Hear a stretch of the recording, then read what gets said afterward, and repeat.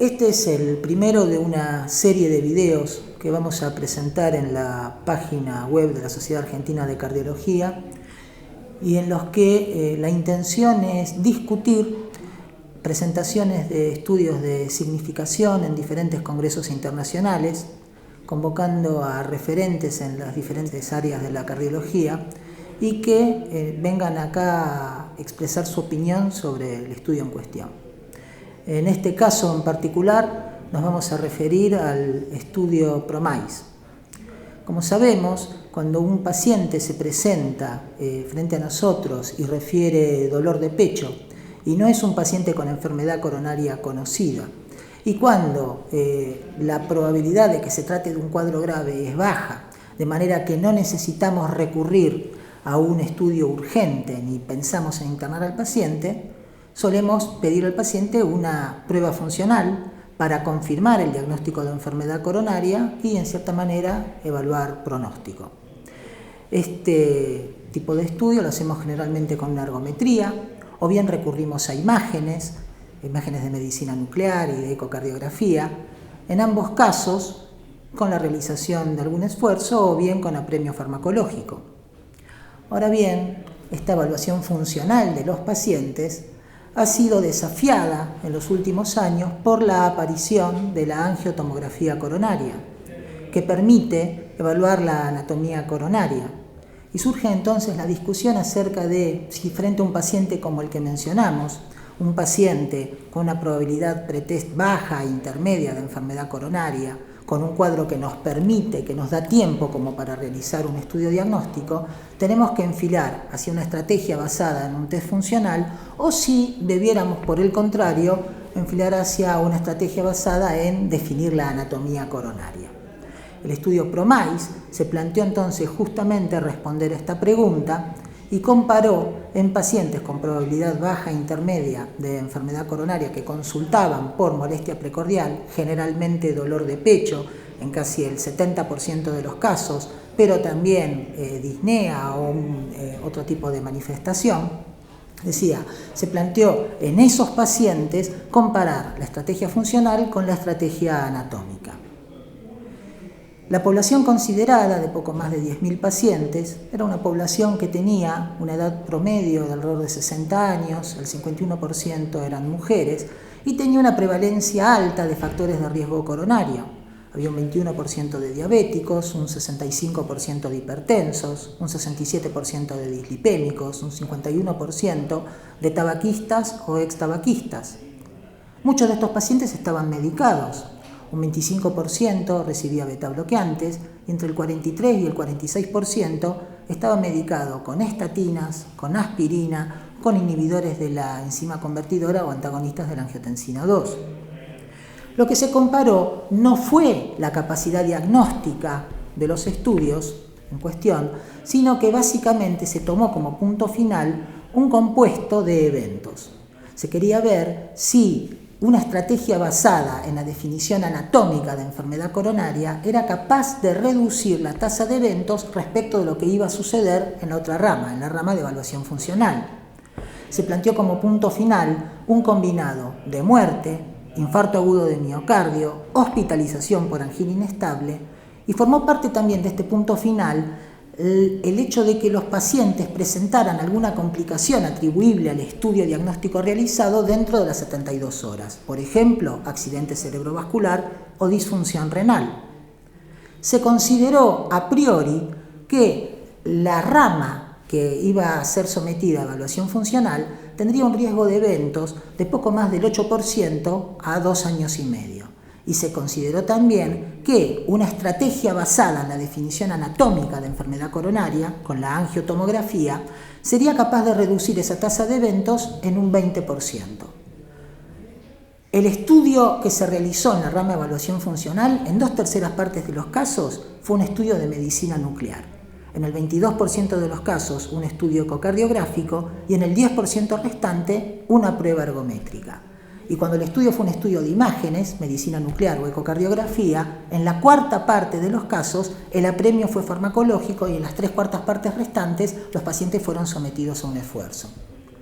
Y cuando vamos finalmente a los resultados de evaluación funcional versus evaluación anatómica, nos encontramos con que finalmente la evaluación anatómica, la angiotomografía, no fue superior a la evaluación funcional. La tasa de eventos fue finalmente del 3.3% a 25 meses, 2 años en la rama angiotomografía y 3% en la rama de evaluación funcional. O sea que incluso hubo cierto exceso de riesgo de eventos en la rama sometida a angiotomografía. Se había planteado que si la rama angiotomografía no era capaz de demostrar superioridad, al menos se buscaría demostrar no inferioridad. Y tampoco eso pudo ser conseguido. Se había planteado como no inferioridad aceptar hasta un 10% de exceso de riesgo de eventos en la rama angiotomografía, en el intervalo de confianza del 95%, pero nos encontramos con que el extremo superior de ese intervalo fue de 29% de exceso de riesgo de eventos. O sea que finalmente la rama angiotomografía no fue superior y tampoco fue no inferior a la rama evaluación funcional. Lo que podemos decir entonces es que finalmente una estrategia no fue superior a la otra, y cuando pensamos específicamente en cuántos pacientes a raíz de una u otra estrategia fueron sometidos a cateterismo en los 3 meses siguientes, nos encontramos con que en la rama angiotomografía fue sometido a cateterismo el 12% de los pacientes, y de ese 12% de los pacientes, en un 3%, en la cuarta parte de los pacientes, no se encontró enfermedad coronaria obstructiva significativa. Cuando lo que se planteó fue la evaluación funcional, en los 90 días siguientes, el 8% de los pacientes fue sometido a cateterismo. 12% con angiotomografía, 8% con evaluación funcional, pero en este caso, como resultado de la evaluación funcional, la mitad de los pacientes sometidos a cateterismo, o sea, de ese 8%, un 4%, mostró coronariopatía no obstructiva. En resumen, tasa de eventos muy baja y no diferencia significativa entre ambas estrategias. Estamos acá con los doctores Diego Pérez de Arenaza, Roxana Campisi y Héctor Deschle. Cada uno de ellos es referente en una de estas áreas de evaluación de los pacientes, así que bueno, escuchamos sus opiniones. Diego.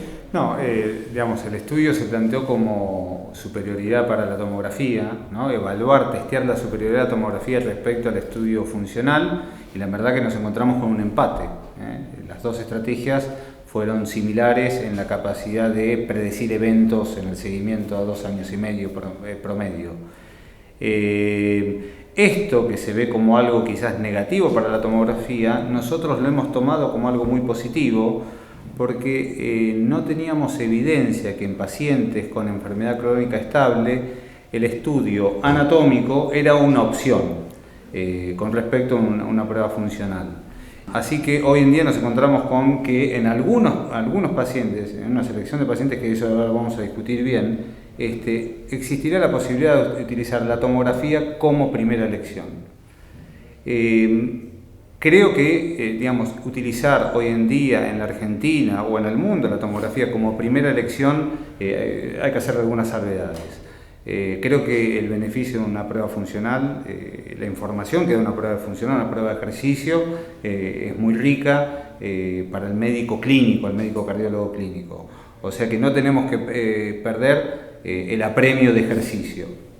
Y quizás uno podría pensar en utilizar la tomografía como primera elección en determinados pacientes. Cuando uno, por ejemplo, tiene un paciente con muchos factores de riesgo, mucho perfil de riesgo y quiere descartar anatomía de alto riesgo. ¿Qué es anatomía de alto riesgo? Tronco o enfermedad de 3 vasos que pueden tener isquemia hibernada, y eso con pruebas funcionales, 17-15% de los pacientes con enfermedad de tronco, 3 vasos, pueden no tener trastornos en pruebas funcionales. Si uno piensa en esa población, uno podría utilizar la tomografía como primer lugar. Y otra posibilidad, que estos pacientes no estaban incluidos en el PROMISE, en los pacientes que no pueden hacer ejercicio, que podría ser una alternativa. Esto ya las guías le daban soporte como primera evaluación. No sé si... Pero yo no advoco que este empate nos permita utilizar la tomografía en todos los pacientes, sino creo que uno lo tiene que seleccionar. Muy bien. Roxana. Bueno, con respecto al grupo de pruebas funcionales, hay una mezcla, porque tenemos pacientes que fueron referidos a medicina nuclear, otros secuestres y otro ergometría. Entonces, tal vez las conclusiones no son tan fáciles de analizar como en el grupo de tomografía, que fue mucho más homogéneo la técnica con la que se evaluó la anatomía. Pero, sin embargo, la mayoría de los pacientes fueron sometidos a una prueba de perfusión miocárdica. Dijimos con respecto a la población incluida en el estudio que el 50% de las pacientes eran de sexo femenino, y sabemos que la fisiopatología de la enfermedad coronaria en la mujer es diferente que en el hombre.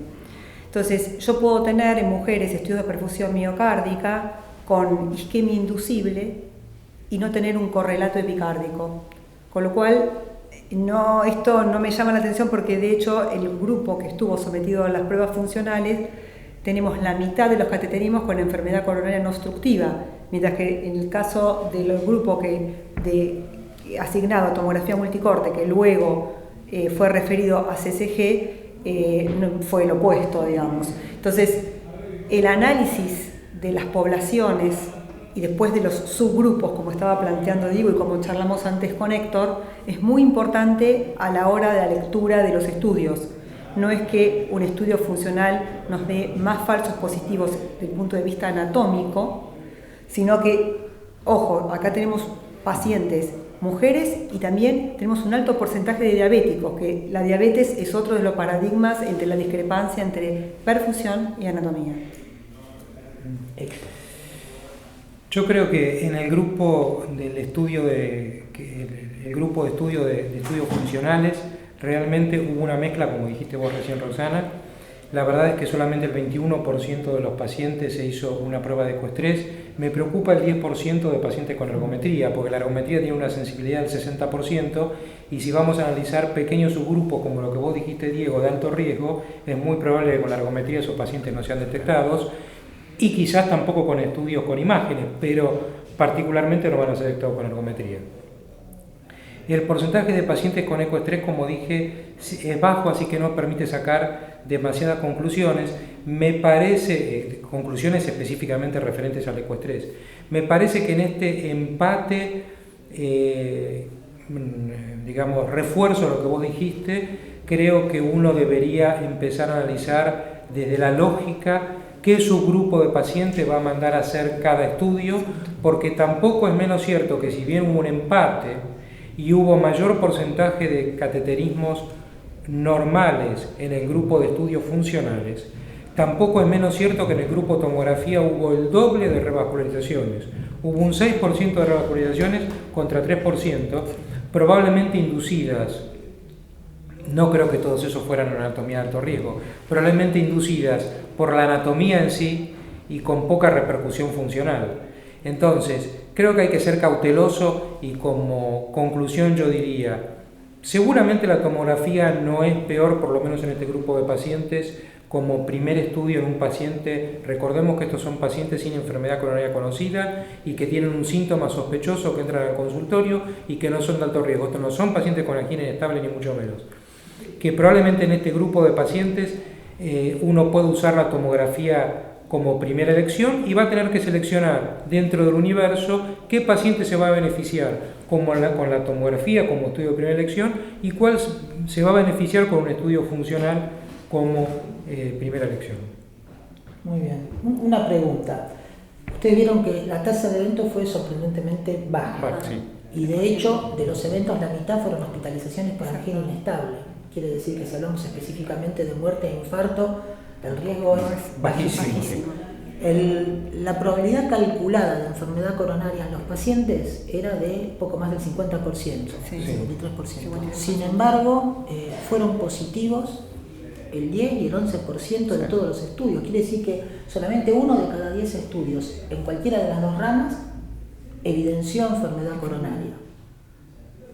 Si la prevalencia de factores de riesgo era tan alta, ¿no? Repetimos, 65% hipertensos, 20% diabéticos, esa es la prevalencia de factores de riesgo, no de la población general, es una población de gente enferma, en principio. Y, los estudios muestran solamente un 10% de resultados positivos. ¿Ustedes a qué atribuyen eso? a la medicación, a que calculamos mal la probabilidad pretest. Yo creo que calculamos mal la probabilidad pretest porque los scores, que lo estuvimos hablando hace un rato, los scores que utilizaron específicamente este estudio son scores que tienen muchos años, son scores viejos. La realidad es que son scores que se formularon antes de las estatinas. Yo creo que los tratamientos modernos, las estatinas cambiaron la evolución de la enfermedad coronaria, y ya hay otros estudios previos hechos con tomografía computada, que seguramente Diego puede comentar mucho mejor que yo, que muestran que la realidad de la anatomía es muy inferior a la probabilidad pretest de tener enfermedad coronaria.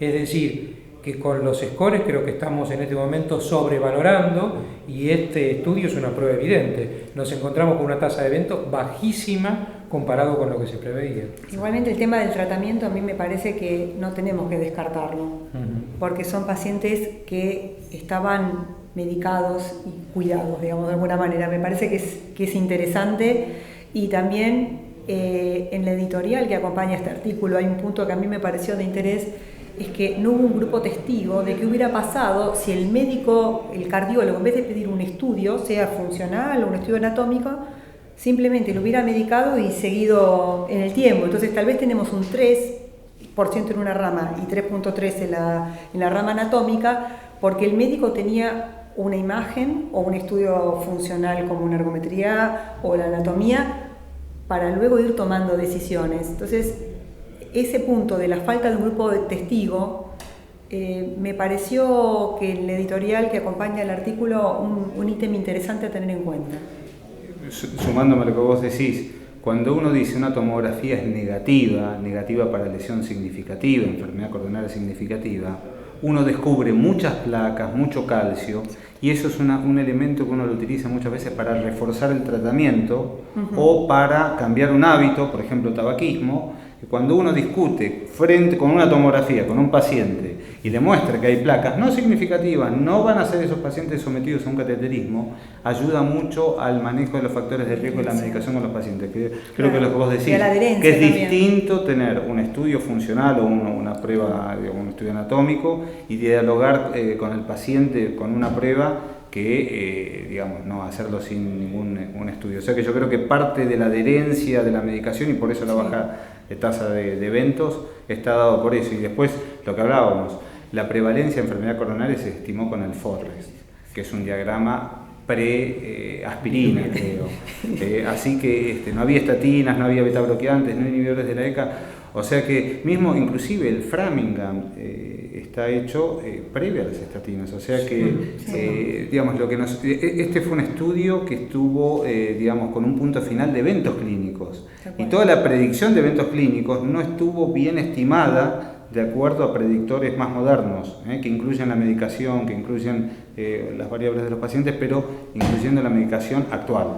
O sea que creo que la predicción, como en todos los estudios, siempre es menor la tasa de eventos que uno estima que la real, pero por un tema del instrumento de predicción que tenemos, ¿no? Bien, una frase final de cada uno, una conclusión. Creo que, para mí creo que hay que seguir seleccionando a los pacientes no tienen que ir como primera línea a una tomografía, hay que seleccionar a los pacientes. Creo que los pacientes que se pueden beneficiar de la tomografía son los pacientes que no tienen capacidad de ejercicio, que no pueden hacer ejercicio, que tienen un electropatológico. Esos pacientes sí ayudan mucho a la tomografía. Y en pacientes en donde uno quiere tener una evidencia de enfermedad coronaria para manejar factores de riesgo. Yo muchas veces lo uso con tabaquistas, porque cuando le muestro el calcio a un tabaquista me ayuda a modificar el hábito tabáquico. La selección de pacientes para la tomografía va a seguir jugando un rol en la práctica clínica. Me adhiero a la idea, el concepto de Diego. El paciente tiene que estar en el centro y alrededor el mundo actual de la multimodalidad de imágenes. Entonces siempre tengo que tener presente con qué paciente estoy trabajando, qué paciente tengo enfrente mío, y también algo que tal vez en nuestro medio es interesante es la disponibilidad de la tecnología, ¿sí? En el centro en el que uno esté trabajando. Me parece que la disponibilidad técnica es muy importante, y el grado de cuán experto es el grupo de personas en el mundo de imágenes en el que yo estoy trabajando. Entonces eso es muy importante también a la hora de la selección. Sí, no, acá como decíamos antes no hay imágenes que ganen o que pierdan, sino que me parece que lo importante es que el cardiólogo sepa qué imagen utilizar de acuerdo al medio en el que se mueve y el paciente con el que está tratándolo. Héctor. Yo creo, reforzando un poco la idea, que la clínica es fundamental, el acercamiento con el paciente para elegir el mejor método para ese paciente. Creo que el tema específicamente que no tenemos que descuidar es el tratamiento médico. La prueba es que este grupo con una alta tasa de factores de riesgo era un grupo muy tratado, con un alto porcentaje de estatinas, con muchos pacientes recibían aspirina, y eso demuestra que se pueden reducir mucho los eventos comparado con justamente lo que estábamos diciendo recién, con los scores viejos, y que la realidad es que en la medida que los tratamientos sean óptimos, reduzcamos el riesgo de eventos, encontrar diferencias entre distintos enfoques en una población que tiene un riesgo muy bajo porque los tratamos bien es difícil. Debemos reforzar la idea de que el buen tratamiento es lo que nos va a llevar por el buen camino. Muy bien. Decisión individual, ¿no? Bueno, muchas gracias.